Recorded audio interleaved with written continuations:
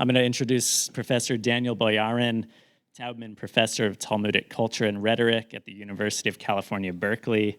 He has been, among other things, an NEH Fellow, twice a Guggenheim Fellow, a Fellow of the Institute for Advanced Studies in Jerusalem, a holder of the Berlin Prize at the American Academy of Arts and Sciences, the American Academy in Berlin, and a Ford Foundation Fellow. He's a Fellow of the American Academy of Arts and Sciences since 2006. Daniel's paper today is entitled Give Me Libertas or Give Me Death on the Ambivalence of Josephus. Welcome. Thank you. I had planned to do something else. I had planned to actually give you results of my researches of the last few months, but the task of fitting the results into 20 minutes seemed impossible. So what I'm going to do is describe the aims and goals and a little bit of perhaps the methods of the project.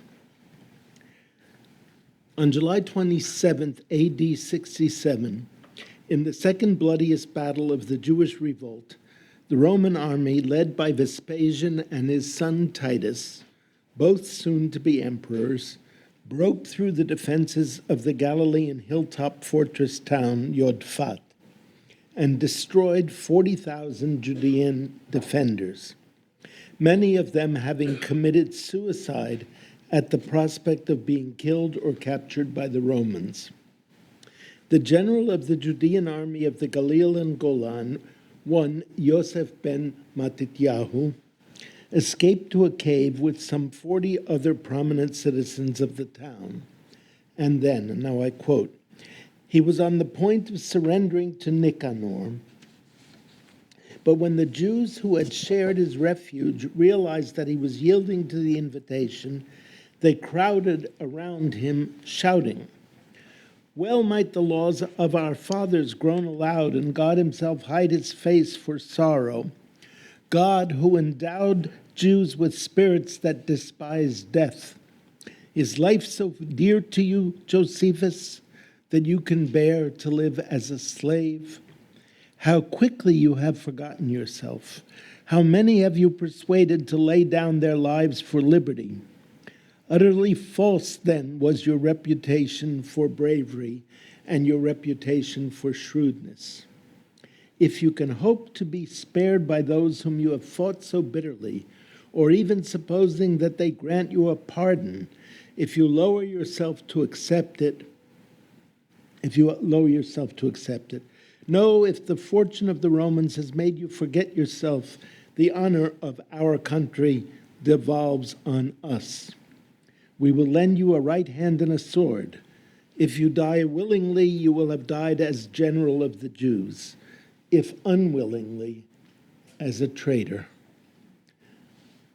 Now, the remarkable thing about this text is that it was written by Josephus, right? So, and that is, in a sense, the fulcrum of my concern in the book and my method. Ben Matityahu made then an eloquent speech arguing that it would be evil and wrong for them to kill themselves. Failing, however, to persuade his fellows, Yosef then proposes the following.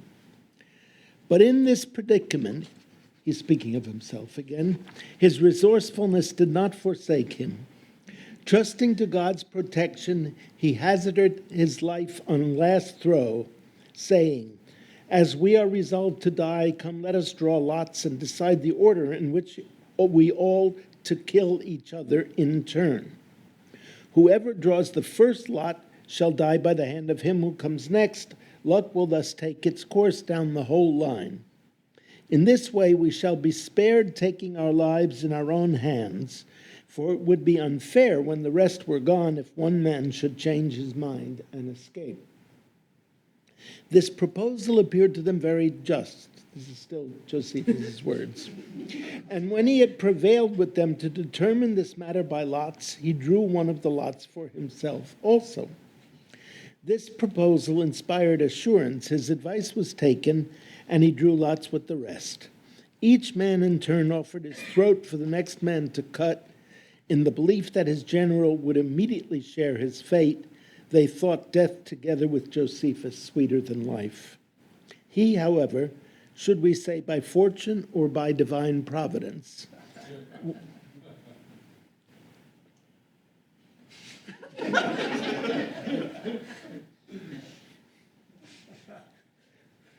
I am not a cynic,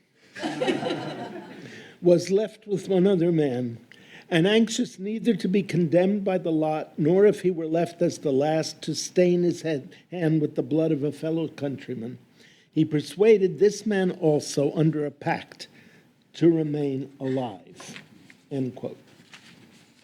Taken captive and brought to see the Roman general, Ben Matityahu prophesied that Vespasian would one day become emperor. Vespasian subsequently spared the rebel leader, who began collaborating with the Romans. At first a slave, he would later be freed upon Vespasian's acclamation as emperor and be granted Roman citizenship as Titus Flavius Josephus.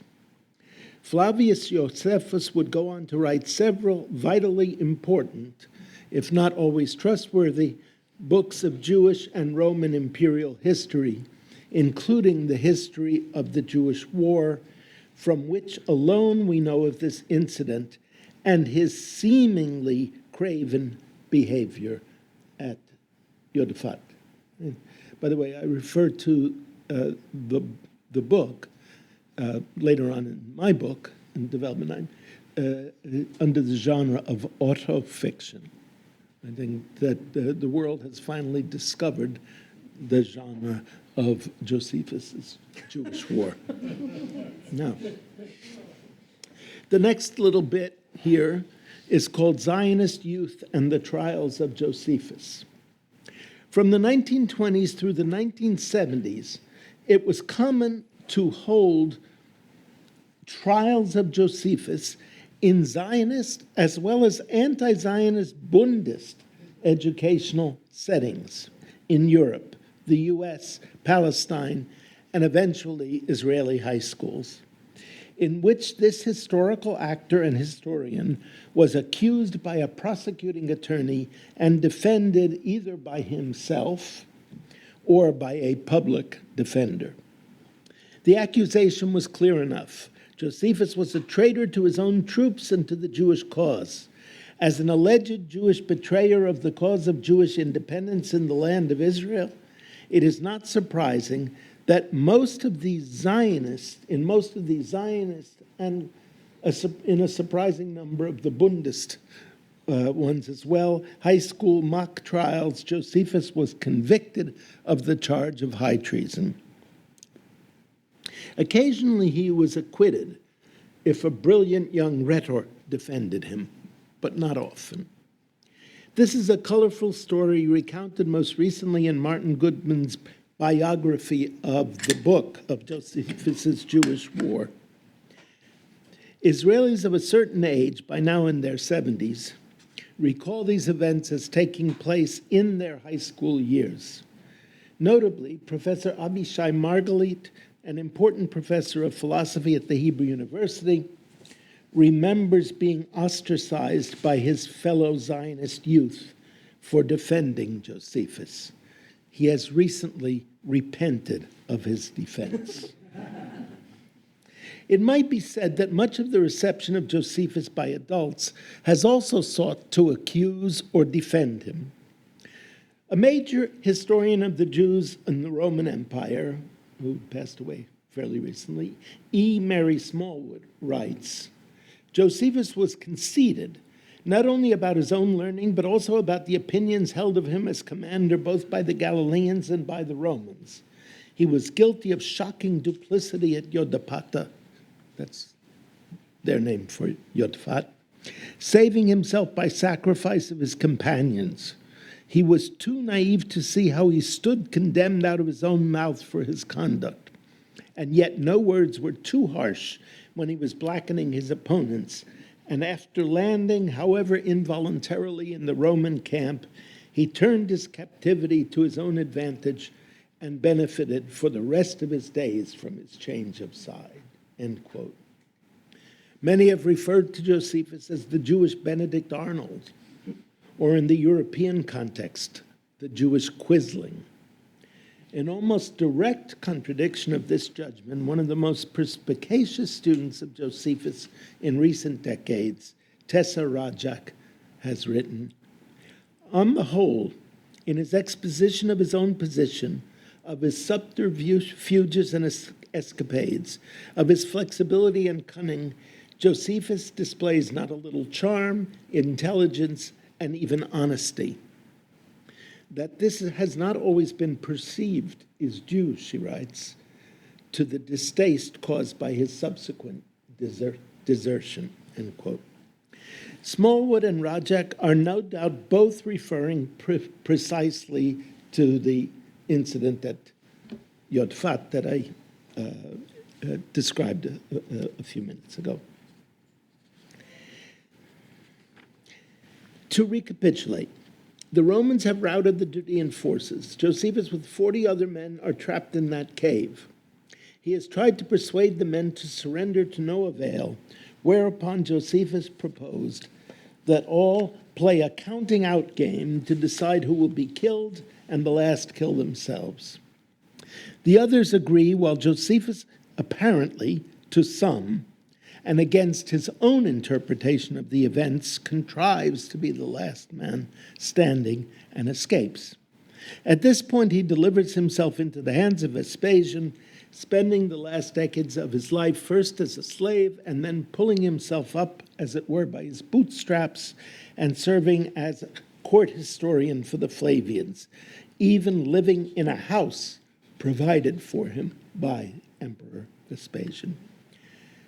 Meanwhile, back at Yodfat, according to Smallwood and her party, Josephus supposedly was such a savant that he was able to make this actually quite difficult calculation on the spot.